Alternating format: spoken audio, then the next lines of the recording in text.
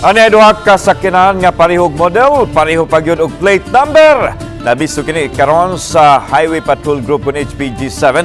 Human idangop silang buhatan ang duha ka mga nanagiya sa naasoyng mga sakyanan. Sa era nato kining balita pinaagi nining report. Ano ba yun? Sila? Kung tan-awon, way kalainan kining duha ka mga sakyanan nga nagparking atubangan sa batan sa Highway Patrol Group HPG7.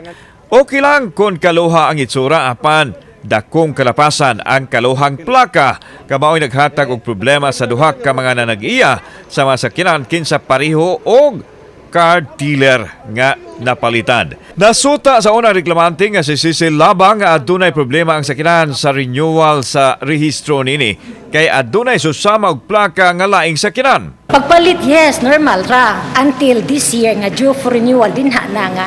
Mani problema. Di ma-renew kay naay nakakambal. Subay sa netabo sa unang reklamante na trace sa mga otoridad ang tag-iya sa laing sakyanan nga susama og plaka. Ang tag-iya nga dili lang magpaila ningon nga biktima lang usab siya ug wa siya kasayuran nga clone di ay ang iyang plate number. Wa ko kabaw sa naitabo sir unsa na naitabo kay pag receive na ko nanay rehistro pa. Suma sa pangulo sa HPG7 Colonel Neil Francia nga kambal plaka ang naitabo sa duha ka mga sakyanan. Suma pa nga posibleng nahulog kini sa technical carnapping sama sa rentangay gikan sa ubang dapit sa nasod ug buot lang ipalusot ang pagkuha og dokumento sa sugbo. Ganing case karon na nahitabo diri mo tinatawag na kambal plaka. Or in other words, may naaming terminology na technical carnapping.